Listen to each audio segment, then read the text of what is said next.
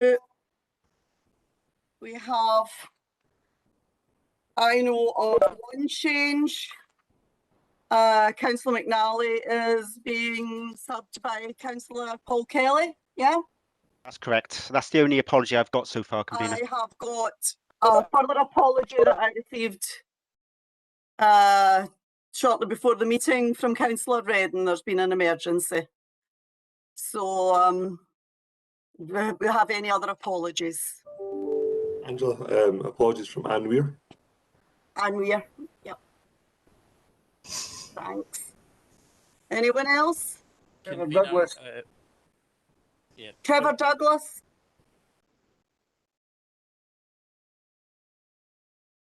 Is that us? Okay then.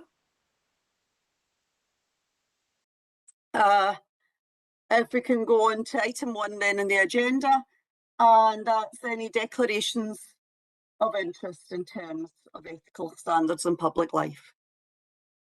If anyone has any, could you please put it in the chat bar, please, so that Andrew can pick it up.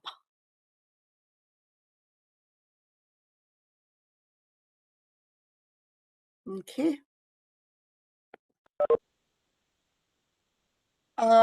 Don't see any. I'm afraid my chat bar, oh, it's up now. It wasn't working there. If we can go on now to item 2, which, as you have known for a wee while, we've been negotiating with Van El for service level agreement. And Maddie Halliday, Maddie's here this morning to give us a short presentation. Are you here, Maddie? I am, yes. Hello. Okay, welcome to the meeting, Maddie. Hello, well, I'm pleased to be here. Thank you for your welcome.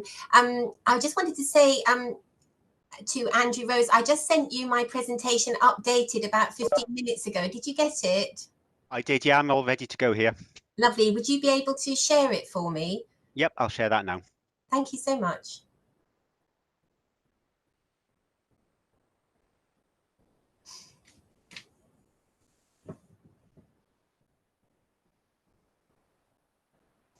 So I'm going to actually present on the community and voluntary sector strategy, which Van El supports delivery of. Sitting underneath this strategy, we have our own organisational strategic plan, but I felt this gave you a better window on what the sector as a whole is trying to do and how Van El is supporting the sector, indeed working closely with council colleagues and colleagues in the statutory sector generally. And the reason it's an update on 22 to 25, I did present to this committee in 2019 on the strategy, but we've just updated it and it hasn't actually changed really, because the objectives are the same. It's more that in the context section, we referred to the COVID-19 pandemic, but having reviewed progress on the strategy over the last 2 years, we've done a very small refresh to take account of COVID-19, but actually we found that the objectives didn't need to change, and I'll be sharing progress on them in the last 2 years with you in this presentation. Could I have the next slide, please, Andrew? So we did support development of the strategy with extensive consultation with the sector during 2019, and we were just about to publish the strategy for 2023 when the COVID pandemic struck. So we didn't actually publish and promote it, but we have been working to it, and that's why I'm able to update you on progress. And we've also, as I've mentioned in my introductory slide, consulted on updating it for 22-25, but we didn't go back out to the sector as a whole on that. We focused on consultation with the reinvigorated Community and Voluntary Sector Partnership Group, which has very good representation from across the sector. Could I have the next slide, please? So the mission of the strategy is to support sustainability and effectiveness of our sector so it has greater capacity to help improve sustainable quality of life, well-being and equality for the people of North Lanarkshire. And the reason that we've produced the word sustainability, that's around our sector being able to continue, but also sustainable quality of life is referring obviously to climate emergency and the biodiversity emergency. Could I have the next slide, please? And I just wanted to reassure you that our strategy for the sector does contribute very much to delivery of the plan for North Lanarkshire. And in particular, our sector contributes actively to 4 of the priority themes for the plan for North Lanarkshire around supporting children and young people, improving health and well-being, community empowerment, and the North Lanarkshire resource space. And in terms of the resource space, our sector, obviously by comparison to the statutory sector or the business sector, doesn't have the same kind of total income, but we do bring in significant income from outside North Lanarkshire in terms of grant funding and other funding. But in addition, we have a paid workforce which is growing, not as big as we would like. And also the great asset of our sector, of course, is its volunteer workforce, which is growing. Could I have the next slide, please? And in addition to the plan for North Lanarkshire overall, this strategy and the sector support delivery of the priority themes of the plan for North Lanarkshire: climate emergency, digital inclusion, mental health and well-being, and tackling poverty. And as you may know as well, VANAL hosts the Action on Climate Together initiative on behalf of NLP, and we're working very closely to grow community climate action. Could I have the next slide? Now, this strategy is an umbrella strategy for the sector, but it too is supported by a number of complementary plans, one focusing particularly on the role of our sector around children, young people and families, and complements the statutory children's services plan. We've also been working with our statutory partners to develop a volunteering strategic plan, which is forthcoming this year. And that's really important. As you know, volunteering makes a major contribution to our society, and that's been particularly evident during the COVID pandemic and is continues to be really vital. Also, we have a new community solutions strategy and investment plan, which isn't strictly a plan just for our sector. It's a partnership strategy, but delivery of the services that are invested in are through our sector, and that is forthcoming. And as I mentioned earlier, VANAL supports delivery of all of these, and that's reflected in our own organisational plan and the service level agreement with the Council and with the Scottish Government. Could I have the next slide? So I just want to say a few words about implementation, and then I'm going to look at progress by objective since 2019. So delivery of the strategic plan is supported and led by VANAL, but we work very closely with the Community and Voluntary Sector Partnership Group, which has extensive representation from the sector. We also work with the wider community and voluntary sector and also our statutory partners, in particular the Council, Health and Social Care NL and NHS Lanarkshire, but we also work with police and fire. Could I have the next slide?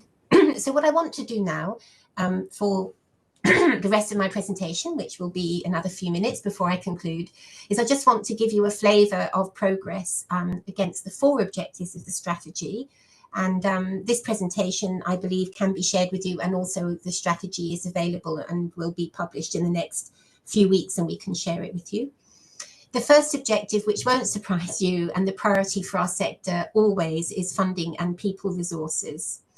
And we have had a very, very difficult decade for our sector, as I'm sure the statutory sector has too, with huge pressure on the resources for the sector as a whole, cuts to funding, and also organisations who've lost funding and had to close, which is very unfortunate.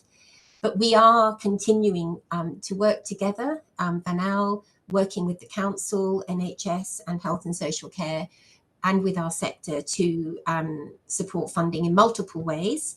We provide regular funding bulletins on new funding that's available and funding alerts. We provide advice and support, particularly for smaller to medium organisations that don't have their own dedicated funding or income generation officers. And that information and support is vital and helps the sector bring in additional funds. VANAL is launching a community lottery this spring. We've done the preparatory work. We're using a platform that's used by quite a lot of other third sector interfaces in Scotland. and we are focusing on helping organisations in our sector with an income of less than 100,000 a year to raise money through the community lottery. We are very excited about this prospect, and the way that it will work is that organisations will register on the lottery, and then they will work with their network, their supporters, to sell tickets. It's a really exciting initiative, and we'll be sharing more information soon. Importantly, of course, our sector has millions in annual and recurrent grant funding provided through a mixture of grants from the council, from independent funders, from the Scottish Government, commission contracts and more. And we also are trying to increase the funding for our sector through liaison with national funders to secure even more funding. And some of that is proving successful. Obviously, the amounts relative, say, to the council's budget are relatively modest, but for our sector are very important. Recently, the Scottish Government committed close on an extra £1 million to support our sector to improve mental health and well-being through small-scale community interventions. And that funding has been launched and will be allocated by the end of March. And we believe that there'll be a further £1 million to allocate, and Vanal is managing that. So there are opportunities to increase the income coming into North Lanarkshire through national funders, not only government, but also independent funders. Could I have the next slide, please? The other aspect is the people resources are absolutely critical, and Vanal does provide HR guidance and support, and we're planning to grow that service in the months and years ahead. Working with our statutory partners in North Lanarkshire, we negotiate and support free access to free or low-cost staff training and development. And one exciting initiative that we work with New College Lanarkshire is that we were able to co-design a tailored training programme for our sector, and it was free access with the college using its flexible workforce funding from the Scottish Government to fund that training. The council provides, as you know, employability support, and recently has launched 2 new opportunities for our sector with up to 50 posts funded through employability funding for people who are long-term unemployed or who are under 24 or under 25. And we continue to provide, working very closely with the council and NHS Lanarkshire in particular, who has a very large volunteering programme, provides strategic and operational support for volunteering across North Lanarkshire, which has always been important, but during COVID pandemic became even more important and continues to be so. Could I have the next slide, please? The second objective is around communication and collaboration across the community and voluntary sector itself. Now, this is very challenging because Vanal has over 1,700 unique organisations on our database that range from tiny volunteer-led organisations such as a lunch club or a uniformed youth group, through to medium-sized charities employing a few staff, to very large organisations that are charities or social enterprises such as Clyde Valley Housing or New College Lanarkshire. So our sector is enormous in scale and diversity, and we need to work together to learn from each other, support each other, but also to have voice and influence over issues that matter to the people of North Lanarkshire in our sector. One of the key ways we do this is by bringing the sector together through the Community and Voluntary Sector Partnership Group, which we reviewed and strengthened and expanded membership during 2020. We also have a number of thematic networks where our sector come together and support each other on a number of key topics, which I list here, and we provide a lot of supporting information and engagement through regular e-bulletins. We have the Community Solutions Programme, which is not strictly, it's a partnership initiative with Health and Social Care NL, but it involves hundreds of community and voluntary sector groups working together at local level through 6 locality consortia and with significant funding invested. We have our annual conference, and Vanal is about to launch its Working Together for a Better North Lanarkshire website. It's a bit delayed. We're hoping spring, but it might be summer. Could I have the next slide, please?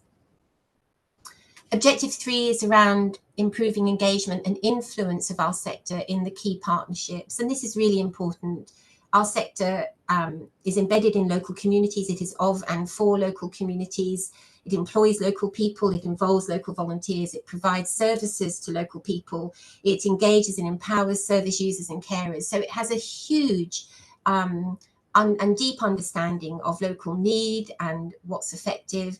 So we're a great resource for partnership working, and we are involved in the North Lanarkshire Partnership through representation on the Strategic Leadership Board, engagement in Action on Climate Together, and representation on all of the 9 community boards. And there's always opportunities to improve engagement and voice, but I think that's a really strong foundation that we can build on. We have a wonderful partnership as well with Health and Social Care through the Community Solutions Programme, which is recognised across North Lanarkshire and increasingly across Scotland as an exemplar partnership initiative investing in the community and voluntary sector. And we also support and are involved in other partnerships, including the Children's Services Partnership. Could I have the next slide, please? You'll be glad to know I'm coming close to the end now. And one of the other objectives that our sector felt was really important was strengthening understanding and recognition of our contribution. And we do this in multiple ways, through community engagement, which is very strong because we're rooted in local communities, through engagement in partnerships, which I've just outlined. We have some really positive working relationships with colleagues in other sectors, particularly the Council and NHS Lanarkshire and Health and Social Care. And we support digital communications and events. And importantly, we increasingly evidence and report on the community and voluntary sector contribution. We do this incredibly well for Community Solutions Programme, and we're wanting to strengthen our sector's ability to evidence its impact and contribution in the months and years ahead, and we have plans in place to do that. And I think for the amount of money, for example, on the Community Solutions Programme for the last 10 years, we've invested around 15 million, which is not a huge sum of money, but the impact that that investment has achieved has been phenomenal, and it's actually very robustly evidenced, and that's reported through primarily Health and Social Care and the IJB. But I think it might be helpful to share some of that information through the Council directly as well. Could I have the next slide, please? And this is a short update on progress since 2019, and moving forward for this updated strategy, we will provide updated progress reports and continue to review and update the strategy as needed. And I've got 2 final slides and then I'll be concluding. I hope you'll be pleased to know, because I think I might be overrunning slightly. Could I have the next slide, please, Andrew? So I just wanted to conclude around opportunities and challenge, both for the sector and also for VANAL. I think it's well evidenced that we make a significant and cost-effective contribution to the well-being of the people of North Lanarkshire, but our sector could actually do a lot more. And that's recognised by Health and Social Care NL, that's considering increasing investment through the community and voluntary sector. But it's fair to say that our sector's funding continues to be inadequate and insecure and quite vulnerable. And that won't be a surprise to you, I'm sure. You probably know that. And we have been discussing through NLP partners, particularly the Council with NHS Lanarkshire and VANAL, about a more strategic investment approach for our sector, which we think is necessary and useful. And we are planning to bring forward a principles paper in the next few months. This work was scheduled previously, but we had to keep postponing it due to continuing demands of the COVID pandemic. So I look forward to discussion on that issue in the nearish future. And the last slide, penultimate slide. And VANAL, as the Council's recognised in our SLA that was agreed recently, we are an effective third sector interface, one of 32 for all local authority areas in Scotland. We are valued and respected by the Scottish Government, the North Lanarkshire Partnership, Health and Social Care and the Council. Funding is also a challenge for us. We're really pleased about the SLA with the Council, which recognises us as a strategic partner, and our funding has stabilised, which is a great achievement given the pressures the Council is under. I just want to share with you, though, for example, VANAL is has one of the lowest per capita funding from the Scottish Government of any TSI. even though we're the 4th largest population with significant deprivation, with no inflationary uplift in 10 years. So we're significantly underfunded. And the reason for this is that the funding formula for TSIs is based on a historical formula, not on populational deprivation. And so that continues to create a very difficult situation for North Lanarkshire, which we've challenged consistently and wish to resolve, and would hope to have the support of the council and statutory partners in resolving that challenge. Thank you very much. And if we could go on to the last slide, which is just a closing slide, that's the website for Vanal at the moment. If you have any queries, I'm happy to answer them now if there's time, and also by email, and that's my email. Thank you so much. Thank you very much, Maddie. Always good to get a catch up from the voluntary sector. I know that the voluntary sector did get an awful lot of additional volunteers during COVID, but as people went back to work, I wonder, Maddie, just this one thing, if you could say if you've managed to hold on to a significant percentage of volunteers. Well, it's been difficult. You're very right, Councillor Campbell, that there was a much bigger wave of people volunteering because often they were on furlough. And when obviously they've gone back to work, that stopped.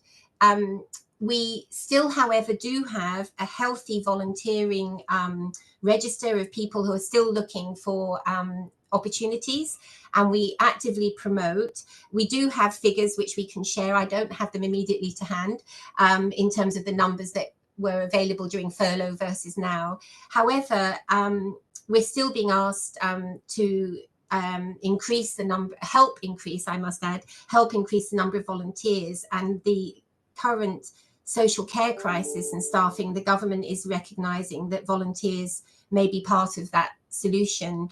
They already are, because during the first wave of the pandemic, we did capture a lot of data on volunteer activity, and that was befriending, shopping, provision of meals, and that does continue, but it did drop off significantly. And we're going to have to look at ways in which we can increase the number of volunteers. One area that I'm very keen that we do more on, and Vanal just struggles with capacity because of our underfunding from the Scottish Government, really, is that we want to grow employer-supported volunteering in North Lanarkshire, which is relatively untapped. Thank you. Thanks very much, Maddie, and I'm sure North Lanarkshire Council will continue to work with you in a partnership mode for the long term. Thanks again. Thank you. If we can now, I don't see any other questions, so if we can now go on to item 3, and is it yourself, Lizanne? It is, convener. Good morning, everyone. Can you hear me okay? Yep. Great, thank you. This report provides committee with an update on the programme of work item PO 005.2, which is the review of how the Council's approach to the implementation of the Fairer Scotland duty has delivered on the duty to reduce socio-economic disadvantage. And if you look to section 2.2.6 of the report, that sets out a number of improvements that the Council review identified as potentially having to be made in terms of the Council's approach, and these were identified, as you can see from the report, through the review process. Importantly, the report outlines not only the outcome of the Council's review, but also explores the finding of the national review by the Scottish Government of the interim guidance. And if you look to section 2.4.2, that provides a list of the key additions and outcomes. And it's many of these changes to get the guidance or strengthening of the guidance, which will significantly clarify the requirements for North Lanarkshire and other local authorities in meeting the duty. And I just want to highlight a few of these for you from the report. So refreshed links have been added in terms of defining socio-economic disadvantage. Additional examples of inequality of outcome are given, including on areas of work such as employment, mental health and homelessness. There is a longer list of what might constitute a strategic decision. Obviously, the government recognise this can't cover everything, and it is for local authorities to determine this, but much clearer guidance there. Questions have been added to help public bodies to know how well they have demonstrated due regard and in terms of preparing to meet the duty. There's a section that has new content help organisations. So lots of good, clear guidance coming out of that national review. And particularly for us, it's an area that we've always had concerns around, is when an assessment is not required. So there is an approach to that outlined in the government's guidance, and a declaration which can be prepared and appended to committee reports where there isn't a need to carry out an assessment.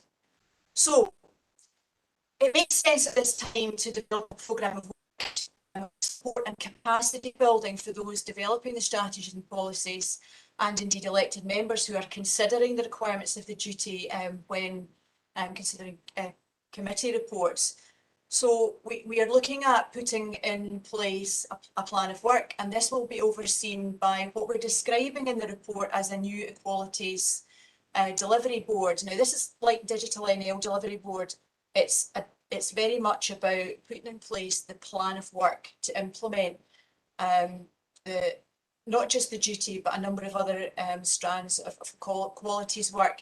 And what you'll see in terms of that is the officer group will start to work on this, but what we'll do is bring back a report to the first cycle in the new administration, which provides a lot more detail of how that broader piece of equality work will function in terms of the role and remit of that board. I'm happy to take any questions, conveners, if there's any points anybody wants me to clarify. Thank you very much. I don't see any questions on the chat bar, so I'd like to thank you for that report, Lizanne. And do we approve the report? Yeah. Okay, thank you. If we can now go on to the next item, and it is active and creative communities. That'll be yourself, Heather. Yes, thank you, convener. So this report provides an update on the agreed action plan associated with PO48, which is the Active and Creative Communities Strategic Activity Framework.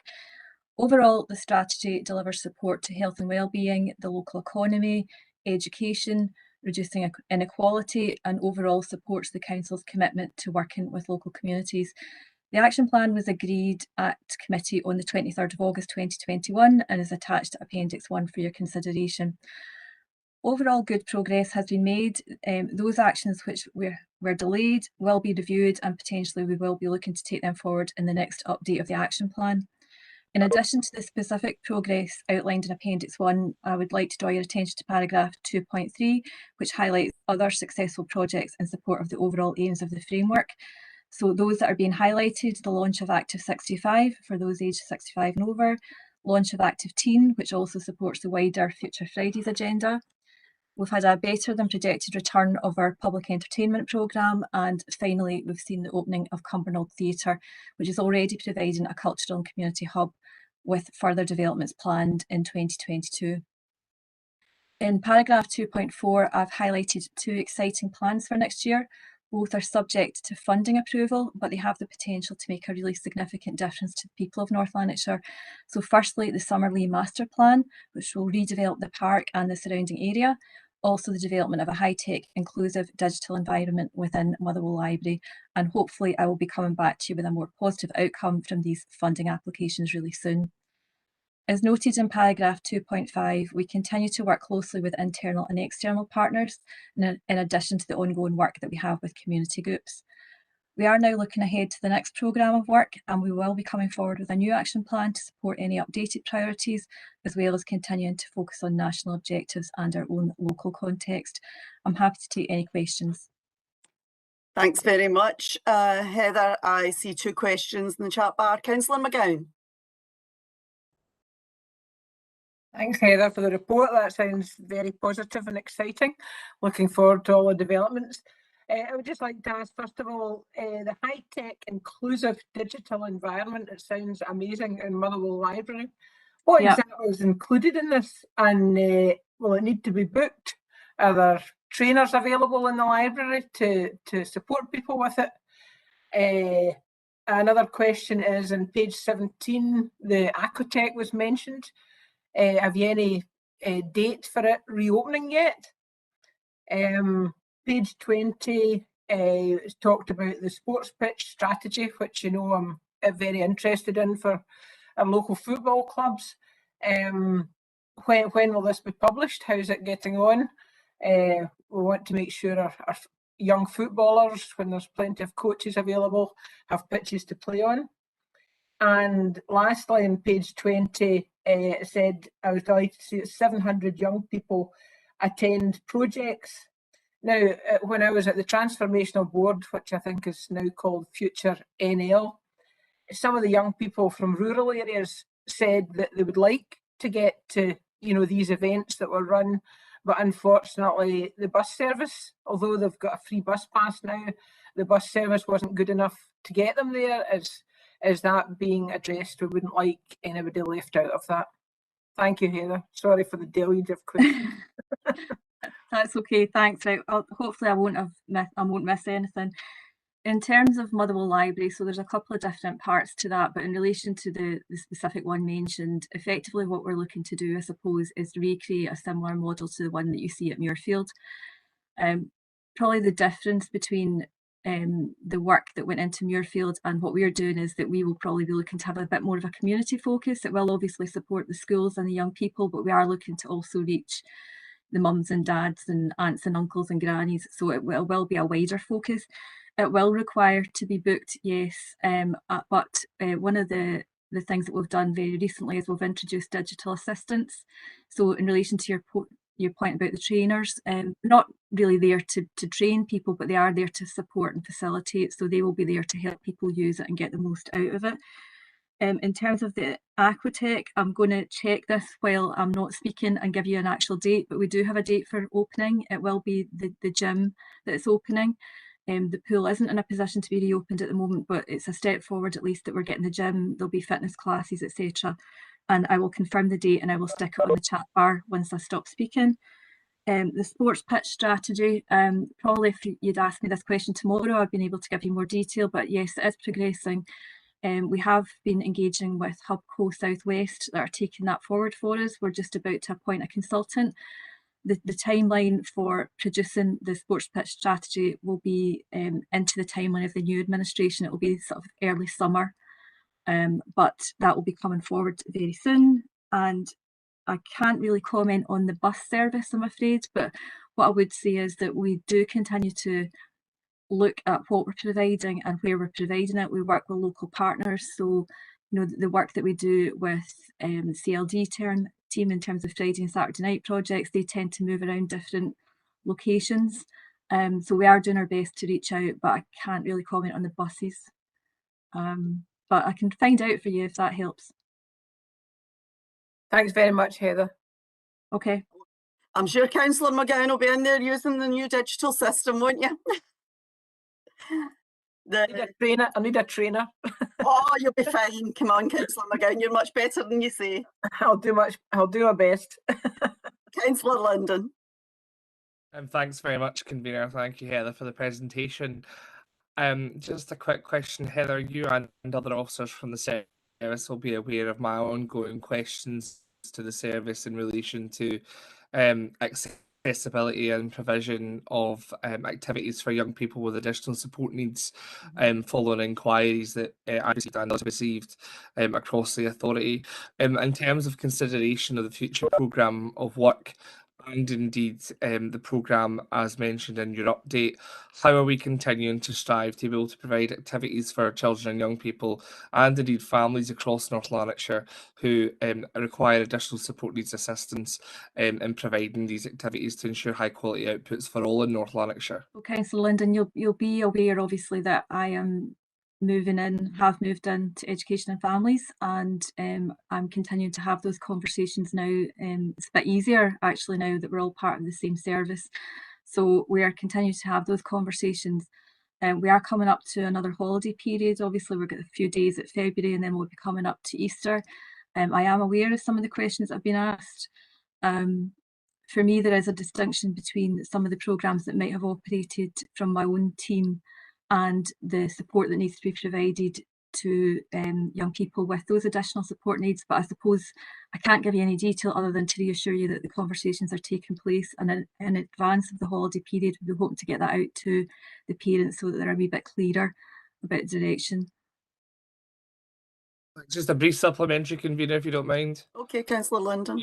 Perhaps, Heather, just to direct it towards Janie or one of the heads of education, to ask Janie just for that reassurance that right across corporate council, not only within active and creative communities, but across education and families, that priority being placed upon equality of access for opportunities and activities to partake in sport and leisure is one that is a commitment for the council in terms of access for additional support needs families. Janie. Thanks, convener. Yep, happy to come in, Councillor Linden.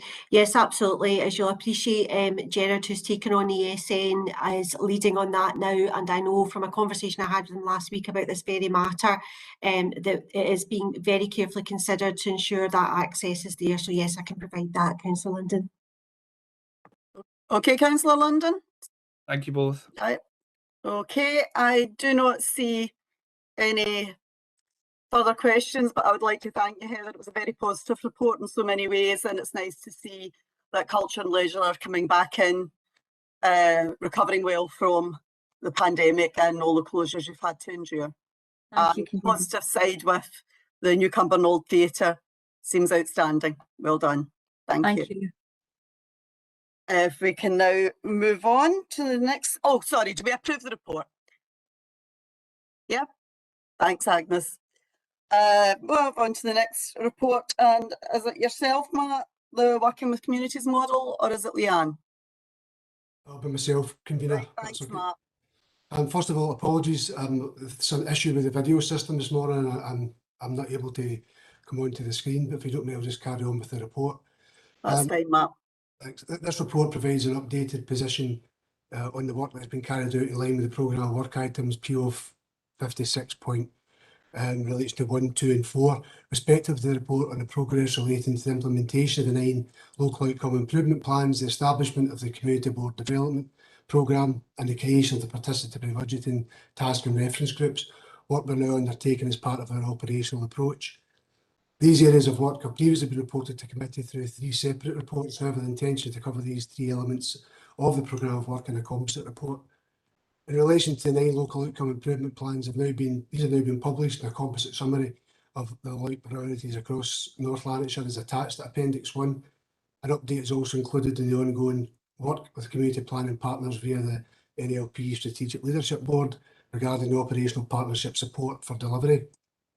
In relation to the Community Board Development Programme, the results of the training needs analysis have already been reported to committee.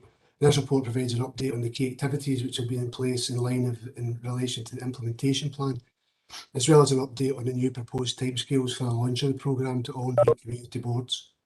Appendix 3 shows the updated implementation plan for the Community Board Development Programme, and we're currently looking to finalise system testing arrangements involving several members of our local communities, and we've had really good feedback from local communities who wish to participate in that testing. The report also seeks to outline progress made in development and implementation of the PB process in line with the programme of work, establishing participatory budgeting task and reference groups by community boards with implementation supported through the Community Board Development Programme. All boards have now received an input regarding this, and appropriate groups are being progressed. The report contains a PB briefing note which was shared with community boards and shows an updated action plan. Members may also be aware of a recent briefing that was issued for elected members by COSLA. Recommendations in this report convener to recognise the progress made to date with delivering the programme of work and agree that further updates will be provided to the committee in due course. Thanks, Mark. I thought there was a question there, but it's from Heather on the chat bar. I don't see any questions. Do we approve the report? Yep. Thank you. If we can move on to, and if you've not seen the chat bar, the Aquatech reopens on the 14th of February, so you'll remember that as it's Valentine's Day. All right, if we move on to the next item on the agenda, and again, it's yourself, Matt, and it's on community boards. Thanks, Chair. This is related to the local development programme, and the report provides an update on projects which have previously received in-principle approval at the community boards and this committee. Where applicable, work could be undertaken to move towards design for projects, and consultations have taken place where required. Can advise now that projects are now moving to delivery stage across North Lanarkshire, with a number of projects now in the ground, which is good to see across the areas. The report also seeks approval, in principle approval, for some new project proposals and indicative budget changes, and also in addition to that, to consider including an amount of budget within each of the local area, the community boards, in terms of partnership projects to be considered along with community planning partners such as police, fire, NHS Lanarkshire. So members of the committee are asked to be aware that progress in the projects will be reported to future meetings of the committee. That's all, convener.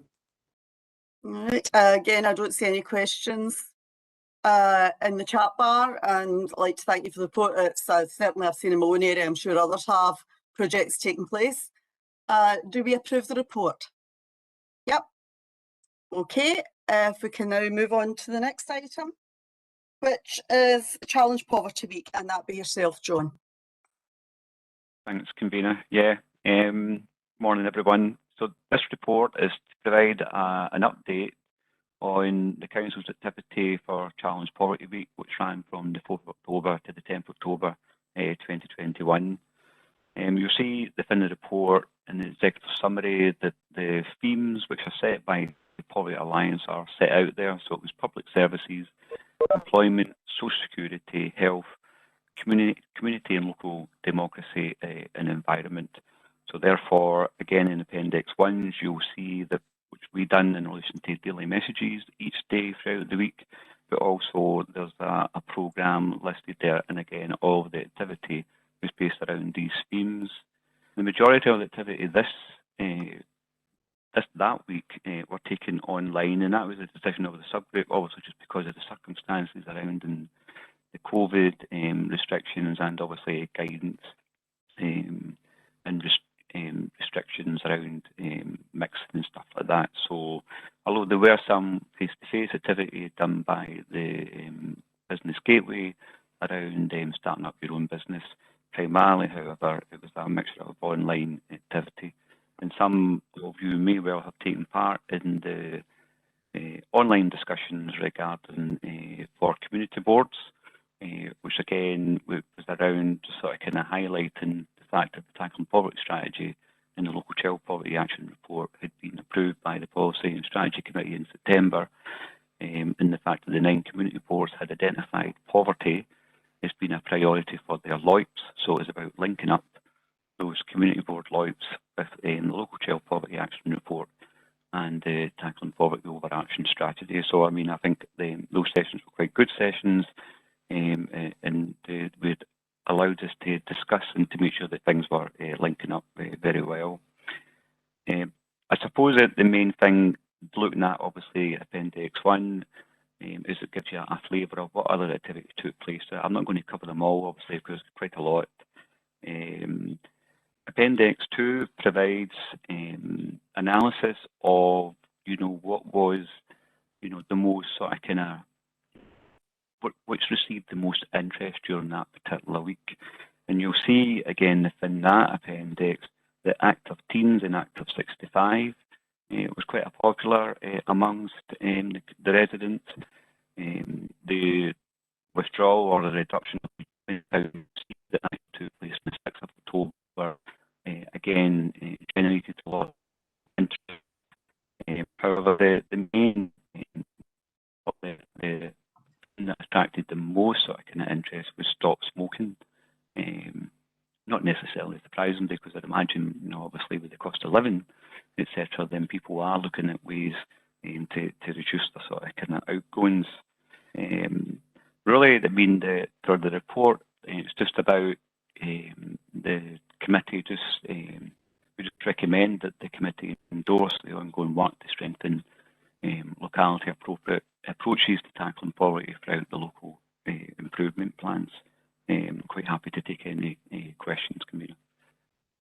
I just see one question, Bob. Bob Burgess, Councillor Burgess. Yeah, thank you, convener.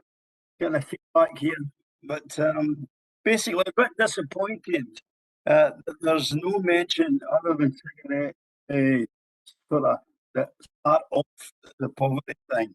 Now we've got a thing on the television this morning with women who are gambling a lot more than they have ever. We've got gambling in general, drugs, drinking. You know, there's a whole range there that doesn't seem to have come up in this. So I'm a wee bit disappointed in that. Can I get some comments on it? John, can you answer? Councillor Burgess, I think you're on twice, Councillor Burgess, and that's how you were getting feedback. Yeah, sorry, Convener, I never really caught the very start of Councillor Burgess. Saying there are other things other than smoking, you've got gambling, drugs, etc. that can have an effect, and it wasn't really included in the Challenge Poverty Week. Is that correct, Bob? Yep. Yeah. Okay. Well, I mean, obviously, it's not the council that sets the themes for the week. It's from the Poverty Alliance, and you know, we try, because obviously this Challenge Poverty Week is done throughout the country, so we try and obviously meet their themes. So hence why the discussions was centred around the theme set with the Poverty Alliance. I've seen the headlines this morning around gambling, etc. and stuff like that. That's not to say that that's something that we can look at under our own tackling poverty strategy. And I'll take a note of it, and I'll certainly raise it at the next Tackling Poverty Officer Action Group meeting for something that for that group to have a look at and pick up. Is that okay, Bob? Yep. It's, as you know, that we are tied in some ways in that particular week to those strategies, Councillor Burgess, but as John has said, he will bring it in to our own. So, any other questions? I know that I attended some of the online sessions, the one for the Bells Hill area, and I know others attended from the representatives, and I'd like to thank you for that work, John. Thank you. Thank you. Do we approve the paper? Yep. Next item is strengthening delivery of local outcome improvement plans, and that's Leanne. Thanks, Convener. This report relates to previous work initially progressed to look at the development of a concordat or agreement with communities reflecting shared and agreed values, principles and approaches, and that's to underpin all of the work the Council and its partners through the community planning arrangements undertake with local communities. However, this work will be particularly relevant in supporting community-focused and driven ethos for the delivery of the LOIC priorities with local communities. Earlier work around this initiated via the NLP Strategic Leadership Board focused more on a pan-Lanarkshire approach. However, after some consideration, it's been agreed that this work would have greater impact at a North Lanarkshire level. We've worked with Vanel to start to scope out an approach which forms the basis of this report. I think it's accepted across community planning partners that it would be a positive step to support and underpin work across the 9 areas through the community boards, but in particular around effective delivery of the LOIC priorities with communities and ensuring buy-in and accountability across the CPP agencies. Essentially, the outcome of this work will be an underpinning set of values and principles as an agreement ultimately between the council, community planning partnership agencies, but ultimately with local communities, that should be about improving confidence and trust between the community and public sector agencies and partnership working, improved collaboration around the key North Lanarkshire priorities, but particularly around the LOIC priorities, things like digital inclusion, climate change, commitment from across partners to communities and local action and approaches, so getting that kind of shared accountability across partner agencies for supporting community-led activity. The proposed approach builds on the use of the Better Way initiative with support from the Carnegie Trust. This is a model that's been used nationally and it's been used effectively elsewhere in areas of England and Wales. The focus is on collaboration with communities to examine the practical steps that can be taken to work towards a fairer and more inclusive society, and we can apply it in North Lanarkshire to using those principles to support delivery of the LOIPs and to underpin that approach. So the timeline for delivery, or the proposed timeline for delivery, is that there would be stakeholder survey work throughout March.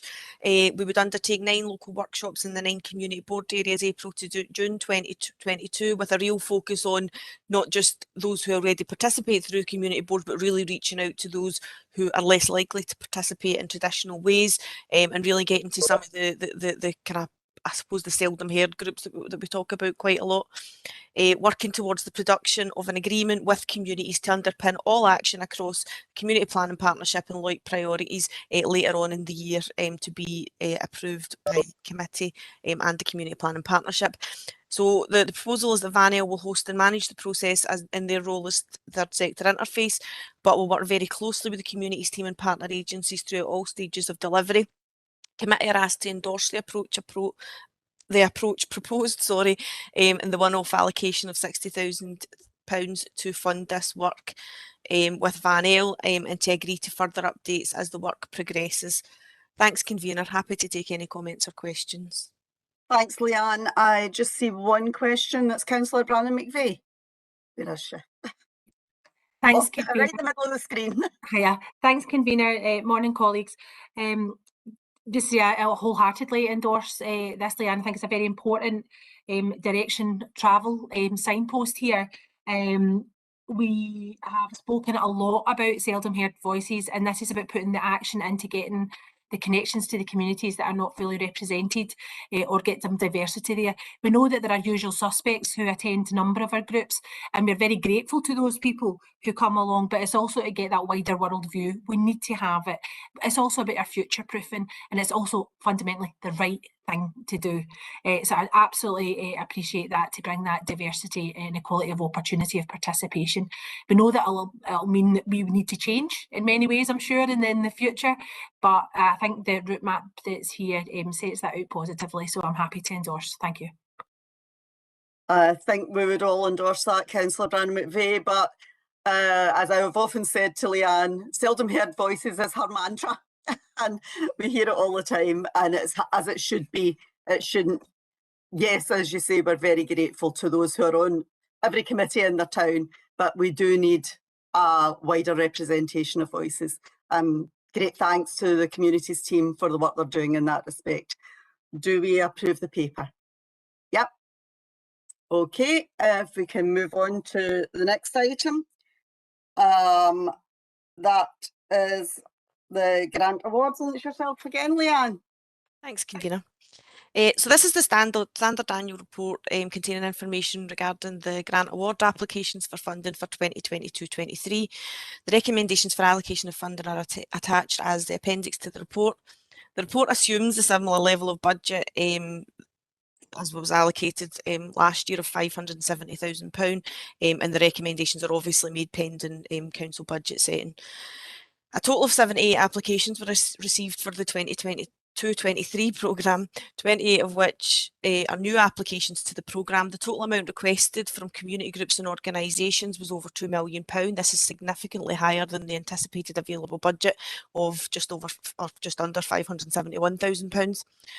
Members will recall that historically there was a different allocation system applied to organisations that had historically received funding and new applications, and there was some discussion at previous committee and some questions around that, and we agreed to go and look at a kind of fairer system. Taking on board that feedback received from elected members and the community and voluntary sector organisations, we've reviewed the approach, and the rationale applied in this instance works towards, and I say towards because this really is about transition arrangements, but it works towards improving the equality of consideration across applicants. The allocation grant awards will now be based on assessment of application, assessment and monitoring reports where appropriate and where they've been previously funded. Whether or not an organisation has previously received funding will now not be a consideration whether they receive funding or not. Therefore, all the organisations, regardless of whether they were new or historically funded, who scored between 1 and 6 have been recommended to receive a proportion of what they requested, and all organisations who scored a 7 or higher have been recommended to receive no award. However, in this case, given the number of applications versus the available budget, it was that there was clearly some challenge in balancing the requirements of the new applications with limiting any potential adverse impact on the previously funded organisations as they transition into the new approach. So therefore, while when we were assessing we were able to apply that kind of 1 to 6 received funding and 7 and above did not fairly across the board. The application of one formula for the application of how much we gave to individual organisations would not have been fair or proportionate throughout this transition period. So budget permitting, the funding, the recommendations made are based on applications from current organisations, of which there were 49. If they scored 1 to 3, they were given a reduction of 8% from last year. Scores 4 to 6, they get a reduction of 15%, and scores of 7 and above, as I said, received no award.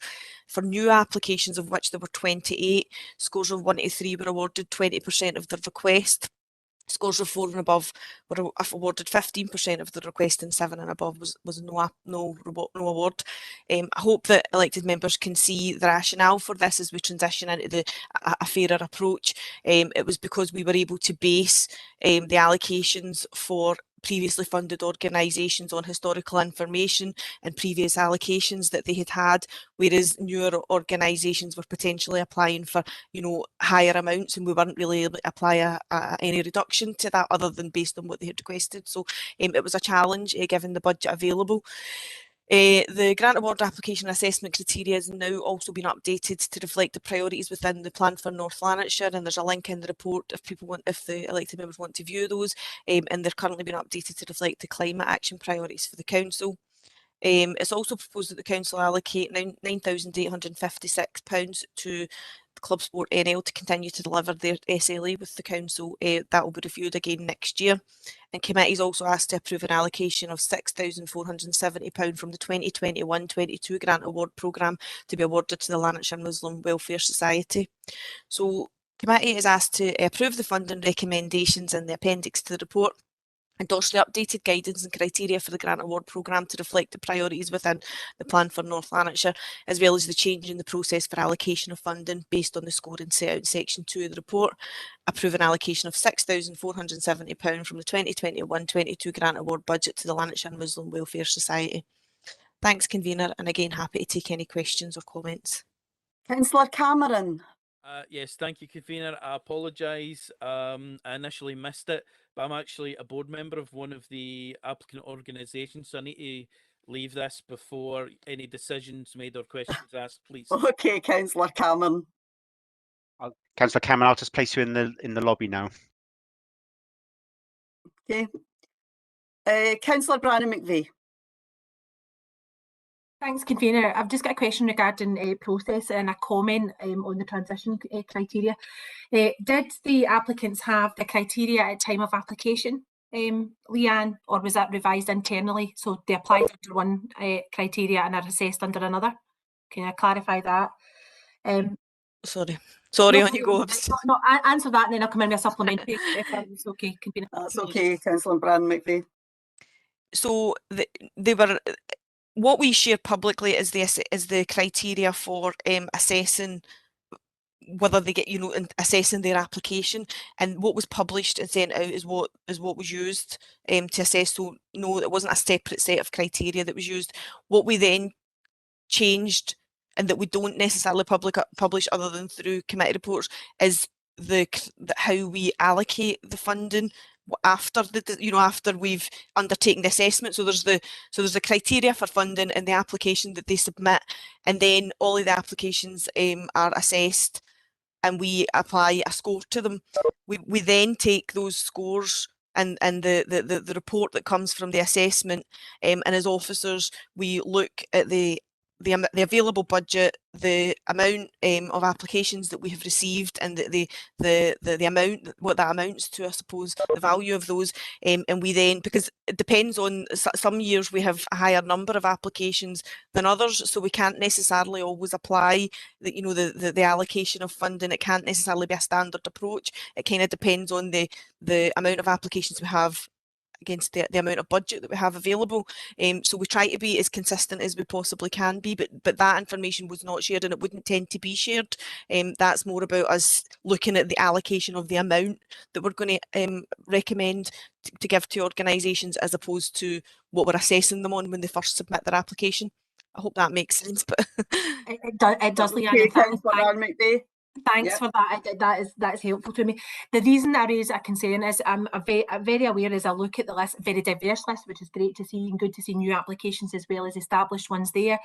But I've got a concern about two that are about volunteer-led organisations who provide facilities for other community groups, particularly those in very rural or vulnerable groups receiving nil awards, where they have been, yes, established. And I genuinely believe that they are delivering on North Lanarkshire Council priorities.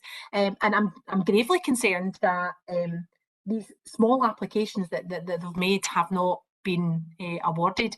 And I'm concerned that at least one of those may now no longer be sustainable. Well, can that, if it's a sort of personal thing, can that maybe be done between yourself and Leanne? Convener, it's absolutely not personal. It's a constituent issue. No, that's what I mean. If it's constituent, I'm happy to take it.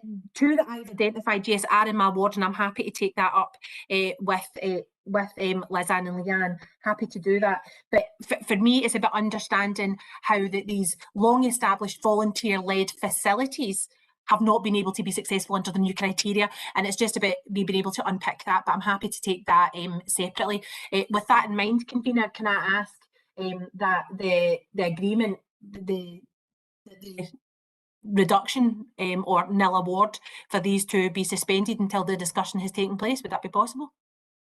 I'm not sure that that would be able to be taken out from this particular one, Councillor Brannan McVeigh. I would need to check that with officers. It would mean putting the whole thing on hold, I believe. Would that be correct, Leanne?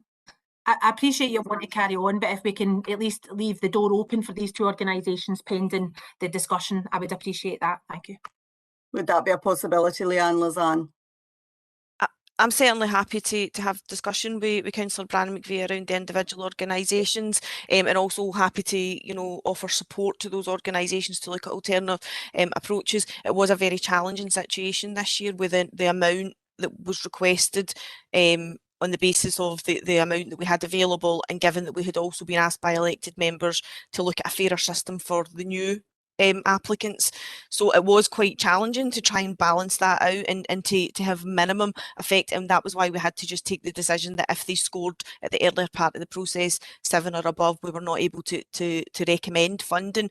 I think there is a challenge in us not making a decision today on the basis that's not, obviously that's not for me to say, but on the basis that time scale wise for some of the, obviously we're not due, there aren't other further committee meetings planned at this point in time. So in terms of us being able to get the whole process approved and get the money out to the organisations for them to be able to deliver in the new financial year, it is a challenge, but I'm not sure if I'm happy to have a discussion about it, and I don't know, maybe invite, if it's all right, Convener, I don't know if Lizanne would want to maybe comment on that as well. Lizanne.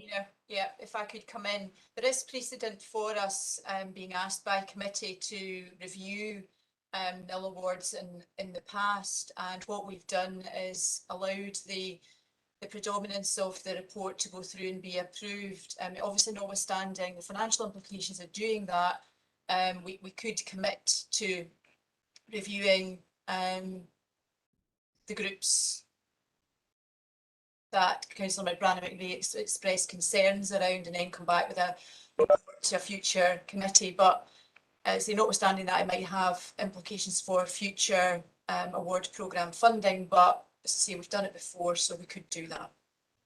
Does that satisfy you, Councillor Brannan McVeigh? Thank you, Convener, and thank officers for the additional information. In no way would I like to hold back the awards to the other community organisations. I know how vital the work that they do in their communities. I'm just concerned about these two particular ones, and happy to have a discussion regarding the nil award and take any support to those groups that can. Thanks, Convener. Okay, Councillor Brannan McVeigh. Councillor J. Ashraf. Sinead? Yep, hi Angela. Apologies, couldn't find the unmute button. No, it's kind of sort of building on, I think, some of the points that Councillor Brannan McVeigh was making there, but in a different sort of way. I mean, the the difference in funding that's being approved between some of these organisations is very substantial, with some organisations only getting about £1,000 and others getting close to £90,000. It's something that's struck me as a bit odd over the last 4 years about some organisations applying for things such as, 25, 30, £40,000 and only being awarded, £3,000 or £4,000. Is there not a discussion perhaps that should be due to be taking place about whether or not there should be multiple other funds, have perhaps like a small grant and a medium grant and a larger grant, and perhaps having a discussion about, if you're a first-time applicant, you can only get up to £5,000. If you're, recurring applicant, you can apply to the phase 2 sort of program. Because I believe this process is currently very confusing to community organisations applying for, £50,000 or so, and our award process saying that we're only able to award 10% of that. I think it's like Councillor Banton had said, but managing expectations and ensuring the fact that our community organisations are sustainable.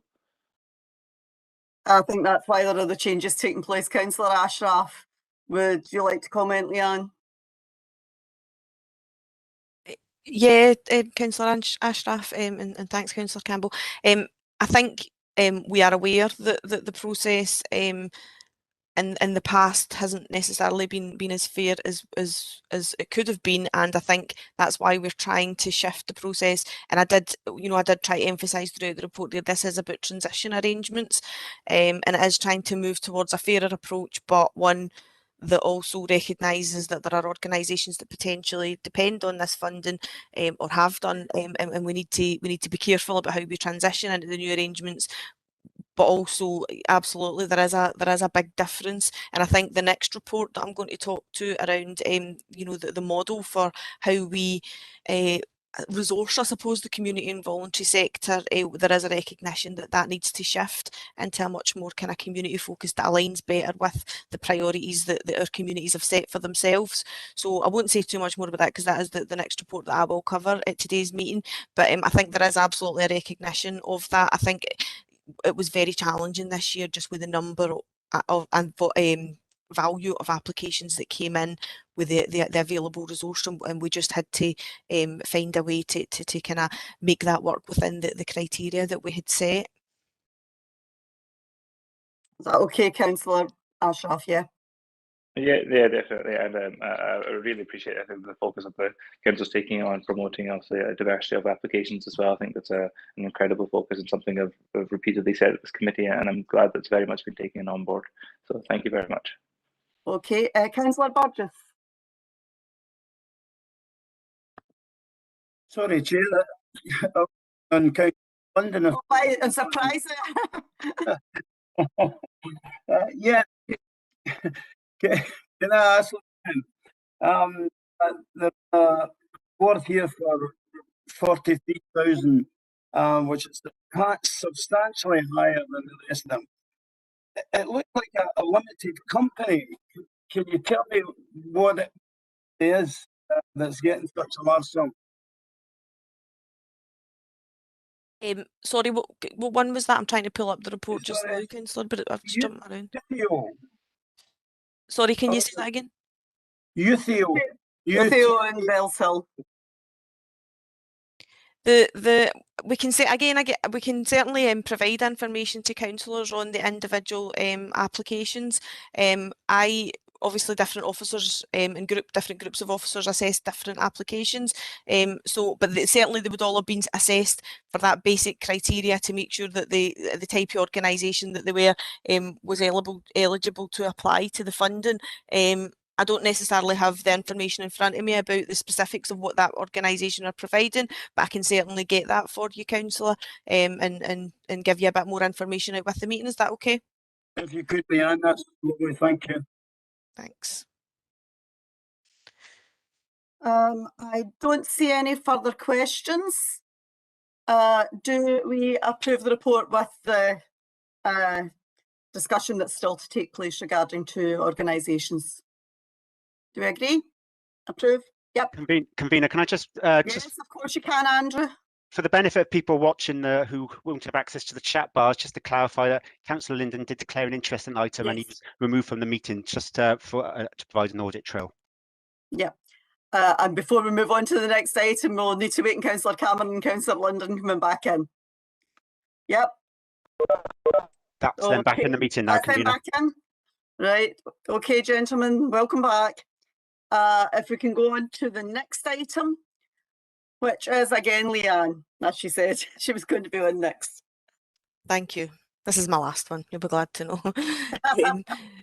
So this report provides an interim update on progress made in scoping and assessing the best approach to strategic investment in the voluntary sector. It links to programme of work PO 846, building community capacity and capabilities around the voluntary and community sector. The report has a focus on partnership working in terms of development of a more sustainable model for resourcing the sector as key partners in the delivery of the North Lanarkshire priorities outlined within the plan for North Lanarkshire. Firstly, within the report, committee will recall from 2021-22 and link back to several reports earlier today from Van El and others, that a 3-year agreement was approved for Van El with reviews to be undertaken annually. Based on annual reporting and recognising the role of Van El in supporting and coordinating activity that enhances the involvement and capacity of the community and voluntary sector, it's proposed that pending finalisation of the Council's budget, that the 2021-22 level of core funding for Van El of £191,550 is retained for 2022-23.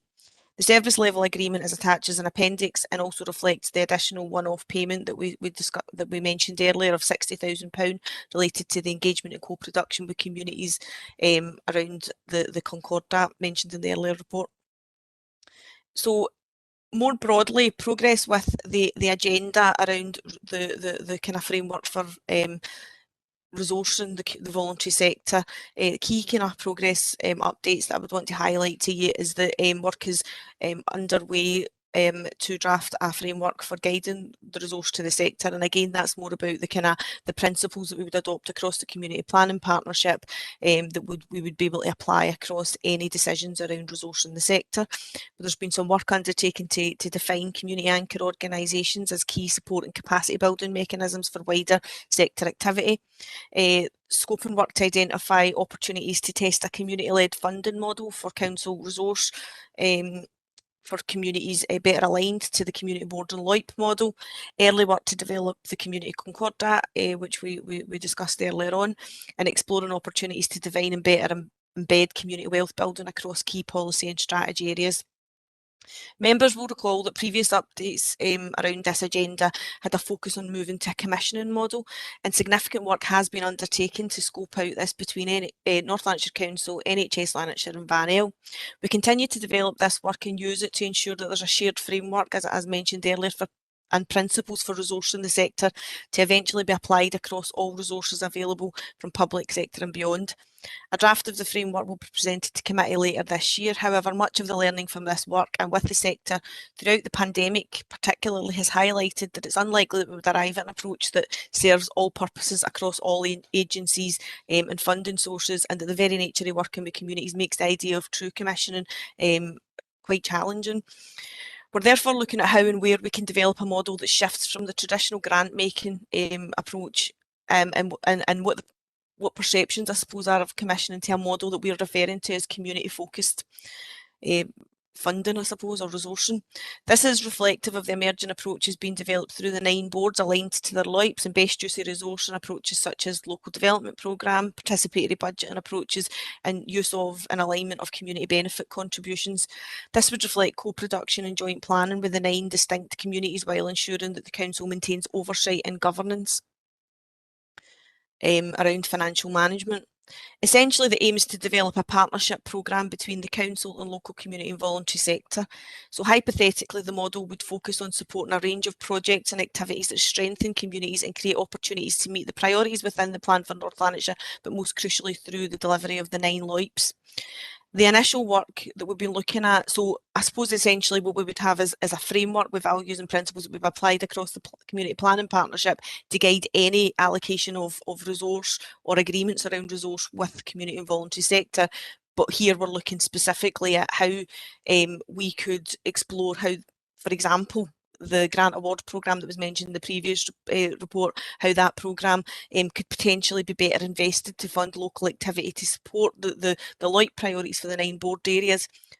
While we acknowledge this is a relatively small amount of money, we could use this and scope out opportunities to assess the current process and do some modelling around different approaches, purely initially for illustrative purposes and to explore options. If committee agree, options and scenarios based on the grant award programme as an example could be presented to the next committee cycle to inform the development of a framework for future application across other resources available for local activity. So ultimately it's recommended that the Community Empowerment Committee acknowledge the level of funding for 2022-23 for VANEL as set out in this report, as previously approved by committee as part of the 3-year funding agreement. Acknowledge progress with key areas of work contributing to the development of a more sustainable model for supporting the community and voluntary sector in North Lanarkshire. Approve plans to further scope out opportunities to test approaches to funding and resourcing as outlined in this report, and endorse proposals to develop a corporate community wealth building statement through the creation of a short life working group. That was all I had to say, and happy to take comments or questions. I don't see any questions on the chat bar. So are we happy to approve this report? Yeah? Okay. Thanks, Leanne. You'll be glad to get a break now. If we can go on to the next item, which is Kirsten Young-Scott. Good morning, everybody. Morning. I will just very quickly share my screen, have a few slides.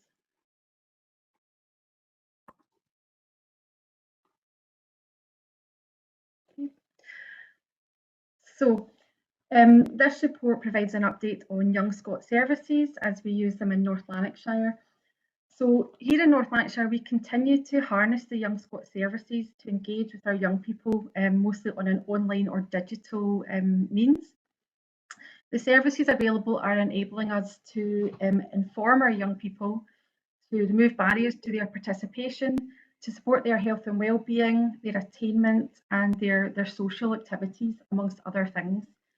And this is in line with the actions outlined in the the Youth Work Strategy, the programme of work, and supports the digital North Lanarkshire transformation.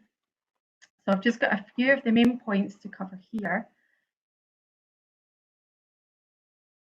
Cool. So first of all, we've outlined we have the Young Scot website, which includes campaigns and information directly targeted at young people. Much of the content on here has also been written or collated by young people as well, which kind of gives them a platform to have their voices heard online, to share that with other people, and to get some experience of being published on a website and administrating the site. More in-depth look, these are some of the campaigns that we outlined were areas of need for young people. So we have campaigns here on employability. We have a campaign on kind of what's on, so we can better publicise all the youth work opportunities to young people across all our localities. We have information about mental health and well-being, which is always a big topic for young people, and a current campaign about climate action that you can see some snippets here on the screen. This is just some screenshots of some of the individual articles that I've mentioned are compiled by young people for the website. Young Scot also offers membership options for young people. At the moment, these are bang up-to-date figures, probably more recent than what's contained in the report. We have over 3,000 members from North Lanarkshire. We've had 1,809 in the past year, which I think shows that we have been putting a lot of effort into promoting membership opportunities, engaging with young people and encouraging them to sign up. So I'm pleased that is showing that young people are joining more recently. This year alone, starting just January, we've had over 500 of them have logged into the site, to make use of their membership opportunities. We also have the option for a kind of closed reward groups, if you like. So this is for young carers. There's a special package for them. And in North Lanarkshire, we have the Young Scot Attain project, which has been running over the past few years in Bells Hill area and slightly wider now. And we've reported to committee on that in the past.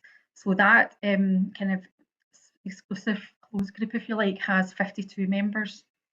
And we've got 8 new this year. So we've got lots of current offers within North Lanarkshire, and some of the things we're focusing on now is working more with partners. So we have reward opportunities such as 6 months free North Lanarkshire Leisure membership for young people. We've worked with libraries recently to collate some kind of themed book bundles to encourage young people to grab the books and get reading.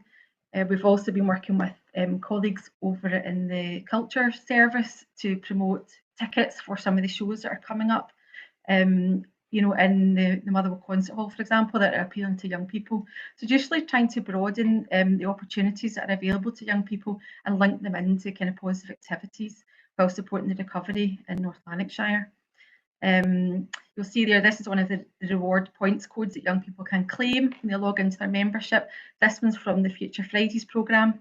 So we've built that in that young people can claim reward points every week they attend Future Fridays, and at the end of each block, they'll get a sort of bonus points. So we're really kind of pushing that with our colleagues through schools and partners on Future Fridays.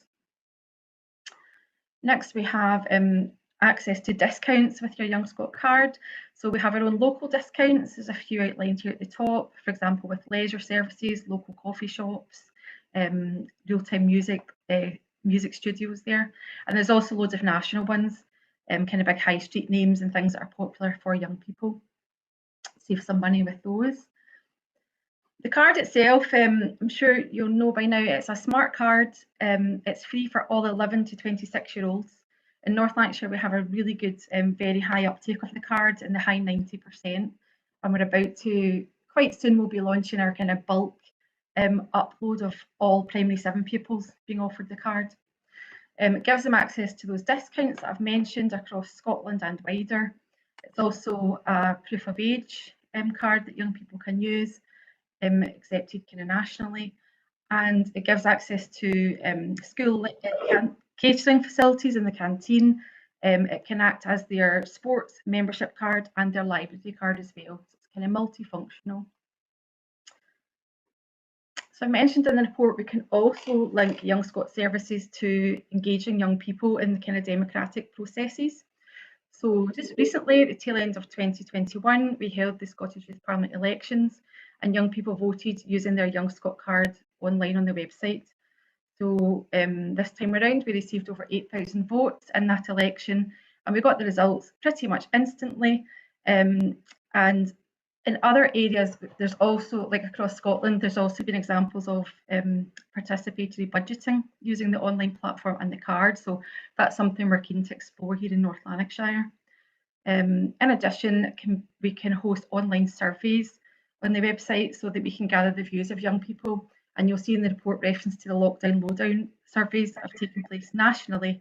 Young people from North Lanarkshire did participate in those, and that does help inform, you know, our direction when we're looking at our youth work services, where we want to focus our priorities. Very exciting for today. The free bus travel scheme goes live across Scotland today. You might have heard of this. So it's for all 5 to 22-year-olds. You can get a free bus travel across Scotland, similar to what senior citizens have had for some time now. Already, since applications opened on the 10th of January, in North Lanarkshire, we've issued well over 2,000 cards. And I can tell you that the mailbox is absolutely jumping today. And we've been really, really busy, inundated with inquiries over the past couple of weeks for this. Obviously, it's a really beneficial scheme. The kind of background to the scheme is there's some advantages for air quality, climate change, hopefully reducing pollution on the roads and encouraging people to use public transport. It's removing barriers to participation, supporting young people to get to opportunities, employment, education, etc. And of course, a positive impact on family budgets I've spoken to many parents and families and young people telling me how much money this is going to save them on a weekly basis. So I think that's a great benefit to people. The application process is, there's an online route, but for anyone who is struggling with the online route, it does require some forms of identification, such as a passport, for example, which we're aware that not everyone might have access to. So we're supporting local applications, and we've trained up extra staff to be dealing with inquiries on this because we have been so busy. So I can definitely say that we are bending over backwards to support local applications for people who want to get their this card for them or their family. North Lanarkshire Council's launched a website. I've put a wee snippet there. So there's a web page with all the information on it because there's slightly different routes depending on the age group of the applicant and if they've had a card before, etc. But this has really been delivered across Scotland. There's also, that's the main website there, getyournec.scot. That might be of interest to your constituents, to encourage anyone who wants to apply for that. So that's just a quick run through of most of the items covered in the report. Happy to take any questions, and I know that June Ford and Liz Fergus are also on the call, so they might be able to assist with any queries as well. Absolutely delighted to hear all of that. It's first class, the amount of contact that we have with young Scot within North Lanarkshire. We've got two questions on, well, one question, one comment on the chat bar. Councillor Cameron first. Thank you, convener. Just a quick question about the regards the Young Scot card, the pass card. Now it's just to find out, is there going to be an update to the update to that, because I'm aware there's issues with it regarding it not being updated regarding the photograph, etc., where people use it and they're refused because the photograph is the original photograph they used and it doesn't look like them now. So I'm working in a shop at the weekend. I'm well aware that there are people turned away on a regular basis because of that. So I was looking to find out, is there going to be an update to the system where the card has got a shorter cut-off date, so it's updated on a more regular basis, so this sort of thing doesn't happen anymore? Yeah, I mean, we sort of encourage young people to keep their details up to date, and they can reapply at any time and send us a new photograph or do that on the website themselves. But certainly, if we're made aware of some of these instances where people are being turned away, you know, we'd encourage young people to let us know that so we can look into it further and make sure they do get an updated card. But to say, normally we do issue the cards in primary 7, and then again we would look to do some reissuing at around about 3rd or 4th year. But at any time it's free to get an updated card and just send us a new photograph. Is that okay, Councillor Cameron? Yeah, thank you. I was just wondering if it might be a better idea to actually have an automatic cut-off date where the card is just automatically reissued in like 3rd or 4th year as an automatic, rather than a voluntary thing. That way it's done across the board if it's free anyway. So that was just my thought. Thank you. I'm not sure if it could be automatically. I think it might be a manual process we would need to go through, which is I'd need to ask at a national level. Yeah. It's not, the expiry date on them is basically their 26th birthday. At the moment, there's no kind of plans nationally to reduce that, as far as I'm aware. Okay, Councillor Cameron, can we leave that with Kirsten to check that out? Yep, thank you very much. Okay, Councillor J. Ashraf. Thanks, Chair. So I think the first thing was that is the NLL 6-month membership, does that have access to the gym as well? And if so, has there been a heavy sort of promotion within young people? Because that sounds like an incredible offer. I mean, I'm aware about the fact that many local gyms that are coming in, you know, JD Gym or Exercise for Less or Pure Gym, etc., are taking quite a lot of the business away from you know, the council-owned gyms. But I definitely think that would build that relationship with young people. So I don't know how much promotion's going on about the gym membership, because that sounds incredible. 6 months free when it's quite a, outside of it, it's between £20 and £30, so it's about £180 saving. That's huge. So I want to know how much promotion of that was going on, that specific discount. And then Secondly, is there a place where we can find out where all the discounts for the North Lanarkshire Young Scot cards are, so we can push those details out? Yeah, sure. So in answer to your first question, we have made an agreement and kind of purchased 50 of these gym memberships up front to see how that goes. So last I looked on Friday, I think about 30 of those had been taken up already. So 30 out of the 50 have already been redeemed and issued to young people. They've been promoted quite heavily on social media channels and through partners, you know, through schools and other colleagues. The rest of the memberships that are available now are not in the general public group, they're in the closed group. So they're being really targeted at those young people, mostly from the Attain project, but it's young people who might be particularly vulnerable or experiencing poverty. And we would ask, you know, colleagues to be assisting and pushing that kind of opportunity their way so we can get them signed up. But yeah, it's been a really good promotion. And I'm aware that the membership's already free, I think, for under 15s, at least up till March. So for this lot, we're specific, kind of looking at the senior pupils, for example, the 16, 17-year-olds, 5th and 6th years, who could benefit from this 6 months. So I hope that answers the first part of your question. And the second part, yes, the website has a list of all the rewards and discounts that's available. So I can post a wee link to that in the chat in a minute for you. Okay. I think June, you want to come in for a minute there? Thank you. Yes, it was just to add to what Kirsten has already said, but you know, I think it's really important to you know, that the Young Scot campaign, the National Entitlement Card, is for every young person, and where we can all support young people and families to take advantage of it, then we would really kind of look right across our services to do that. I think it's really great that that the membership, when we talk about that and particularly targeting, I think, you know, there's a lot of work being done within our community-based youth work staff, our school-based staff, and our partners within schools, so that those rewards are going to young people who may not necessarily have access to the Young Scot platform by, you know, daily means, or we know that there's young people within those groups that Kirsten mentioned around young carers, for example, that we make sure that when those opportunities come about, that they're also getting sight of them and supported to access them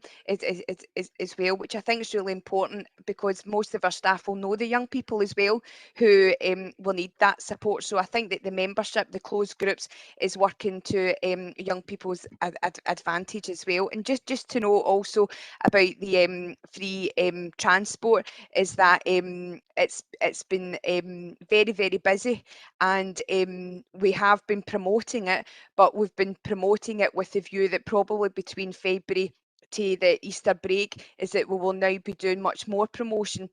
And we're making sure that our kind of groups, like our young people who are looked after, or care experienced young people that, as Kirsten mentioned, that we're prioritising those young people, particularly where there's challenges around things like transport and parental consent. But we'll be working with our school colleagues to make sure that leading up to like the Easter break, for example, that should young people wish to kind of take part on it and update their cards, as Councillor Cameron highlighted there with the photographs on it, because some people might not want to use their card if the photograph is from S1 and they're now in S4.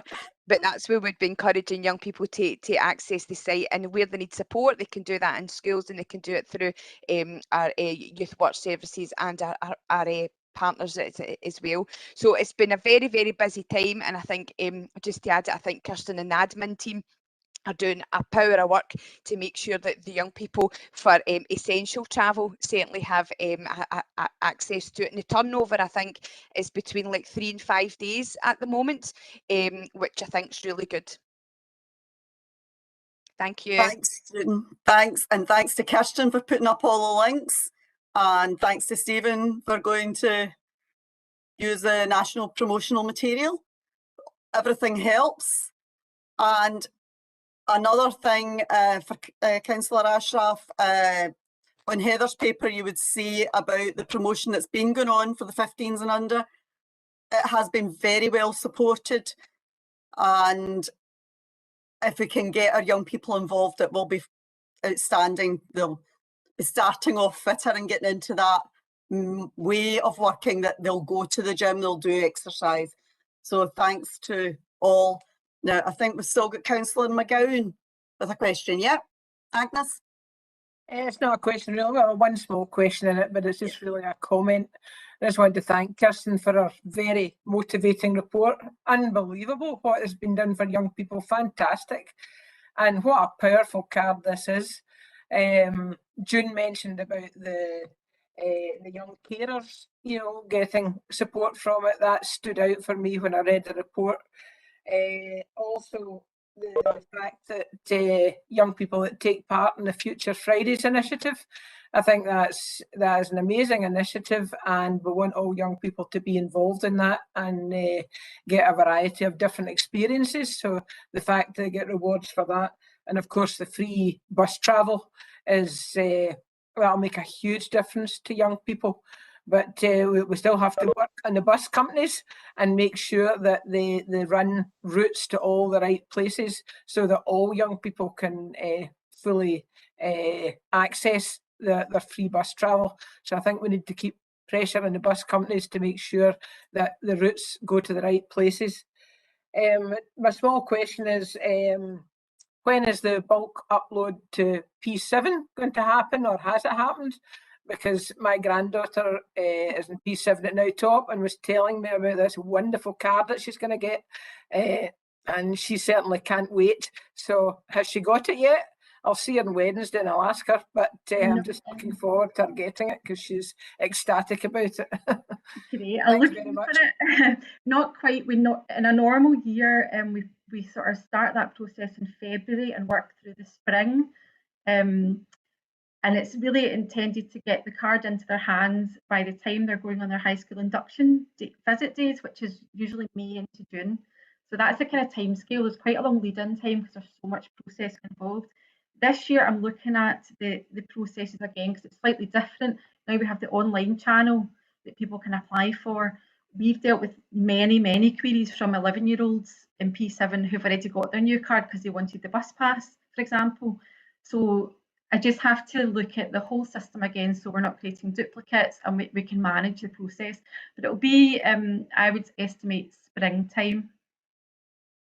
Does that answer? Thank you. Thank you. Thanks very much. I'm just going to bring Liz in for a minute here because we have we're up for 3 awards in the Young Scot, and one of them's June, and I'll not ask her to talk about herself. So Liz, would you like to praise your team? Yes, convener, I was staying quiet, you know, but I just... That's not like you.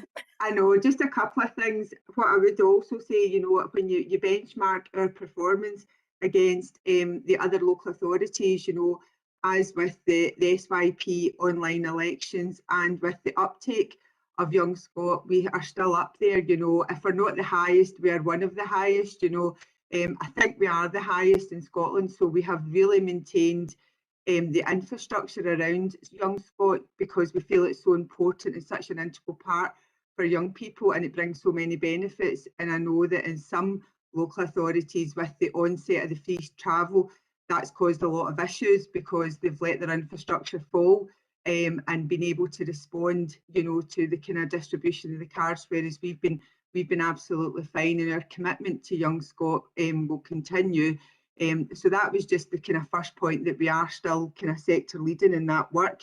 And the second point is just for information that at the National Youth Link Awards that happen every year, and they're back this year in an actual in-presence, face-to-face award ceremony on the 1st of June, Kirsten and the young people have been shortlisted for an award for all the climate change work that they've been doing. The youth work team have been shortlisted under the Team of the Year for an award, and June has been shortlisted for Inspirational Youth Work Leader of the Year as well. So absolutely delighted that, you know, despite all the challenges of COVID, that, you know, the team are still receiving the kind of recognition for the work that they're doing on a national platform. And also that brings glory and success to North Lanarkshire in terms of our profile as well. So it's not just about the individuals, it's about the work of the service, you know, and also the work of the council in supporting all of that. So I just wanted to bring that to the members' attention. Thanks very much, convener. Sorry, June, Kirsten, didn't want to embarrass you, but just got to let everyone know how well you do. And they're not the only ones, because Matt and Leanne were through for a UK-wide award earlier in the finals, and they were also a Scotland-wide award. So some team here in communities. Well done, everyone. Do we approve this paper, as there's no other questions? Yep. Okay, thank you. Our next, if we go on, it's Matt and the Campsies. Thanks, convener. The purpose of this report is to provide an update on the grant awards assessments and the payments that have been undertaken so far, and to advise that due diligence has in the main been completed for the phase 2 of the grant award programme in relation to the Campsies Fund, and we'll progress the payment as soon as possible on that. There's a couple of wee things need to be ironed out. Elected members in Cumbernauld, as agreed, were offered briefing sessions on the process, and these took place earlier this month. I can also advise that the legacy video, which will highlight the achievements of the work of the Campsies Board, is nearing completion and will be available in due course. So the committee is just asked to recognise that the work has been ongoing so far, and that further information will be relayed to future committee. Thanks, convener. Right, Matt, I don't see any questions. Do we approve the paper? Okay, thank you. If we go on to the next paper, which is community boards, and that's you again, Matt. Yeah, thanks, convener. Again, this report provides an update on the last round of the community boards in November, December, highlighting any key issues and involvement from local community groups. The report shows the increasing number of community groups becoming involved in a number of board areas, and the commitment to continue to work as a partnership to increase levels of community involvement, and highlight some of the topics of discussion that have been undertaken. So the committee is asked to recognise ongoing work in relation to the evolving community boards. That's all, convener. Again, I don't see any questions. Do we approve the paper, people? Yep. Okay. We go on to the next paper, which is gender equality, and that's Audrey, I think I see her there. Yes, Audrey. I'm here, convener, thank you. Yep. This report provides details of a proposal for the Council to participate in the Action on Gender Equality project with the Scottish Women's Budget Group, and aims to support greater use of gender budgeting tools in local decision making to reduce inequalities. The background of the report reminds us of the Council's ongoing work to address gender inequality through its Equally Safe at Work working group and employer accreditation. And the working group and the elected member equality champion agreed that participating in such a project would bring benefits to both the Council and women. And research into the impact of COVID-19 on women shows that without mitigating action, the pandemic has the potential to reverse gender inequality gains and reinforce women's pre-existing inequality. The report itself describes what would be involved by participating in the project.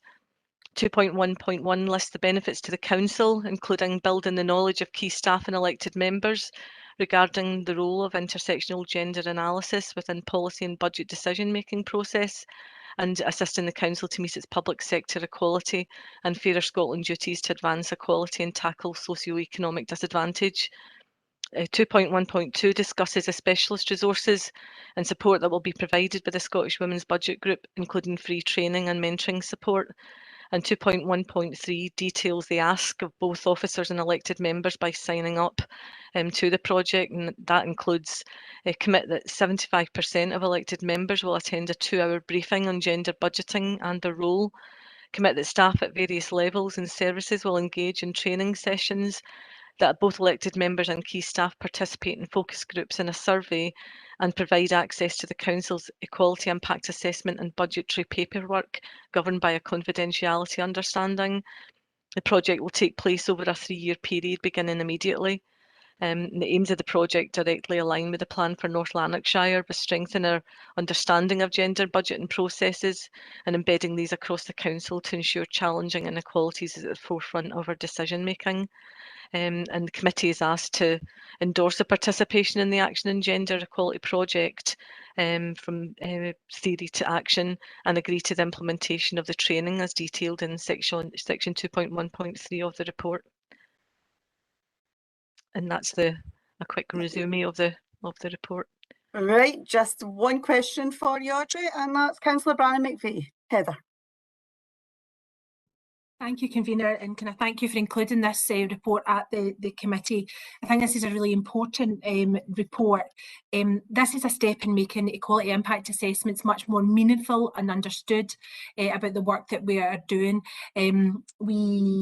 The intersectionality element is particularly important about understanding the decisions that we and others make and the impact that it has on the communities that we are elected to support and represent. As I say, this is an evolution. I think we've seen huge steps forward. While I hope gender balance in the across public life, particularly in our local chambers, increases, we cannot guarantee that that will be the case. Therefore, taking cognizance that we do still live in a patriarchal society, we do need to redress that balance. And part of that is by increased understanding of officers and elected members, and for us to fully appreciate and understand the decisions that we make and the impact they have across our community, particularly on women. So I welcome this report. We will be one of a small number of councils doing this. So it demonstrates North Lanarkshire's continued ability to be innovative, to step forward in the evolution of equality. So thanks, Convener.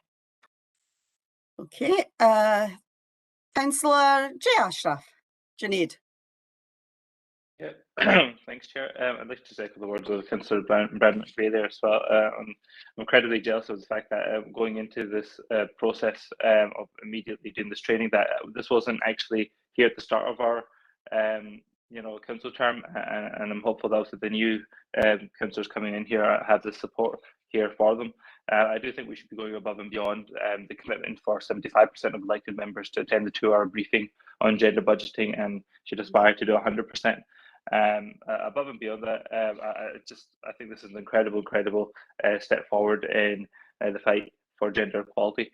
I just had one question about what is the financial sort of commitment? Are we paying into this to become a partner of this, or is how does the process work? Because the financial impact doesn't say here.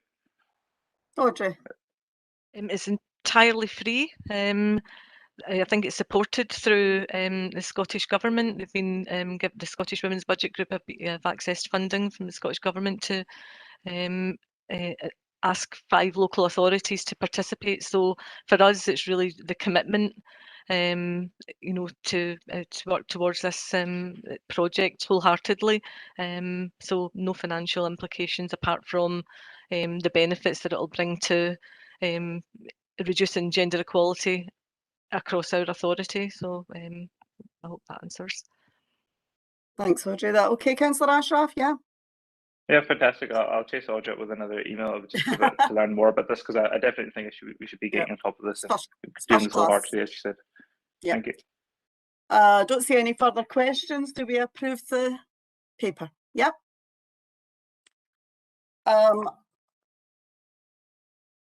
Now, next paper is just it's contracts awarded below committee approval. So do we note this paper? Yep. This is a very hard one, as the papers are finished. It's the final meeting of this committee for this council, and I would like to thank all of you for making this a very, how can I say it, very pleasant place to be most of the time. We've had very few disagreements because we all want to do the best for our communities. I would like to really thank the officers for the work that they've done, and I have been so lucky in that I couldn't have had a better lead officer than Lizanne McMurrich. Sadly, Lizanne will be leaving the council in a few weeks, and you'll have seen a few new faces like Janie and Stephen on today who will be taking over parts of that role. And I would like to really thank everyone, but especially Lizanne, for the support she's given me in the last 3 years. Thank you so much. We'll miss you. Yeah. Plenty of success and happiness in the future, Lizanne. Thank you. And, well, we may all be back here in June or we may not, but hopefully we will see you then. Bye-bye. Oh, thanks to the chair. Thanks, Angela.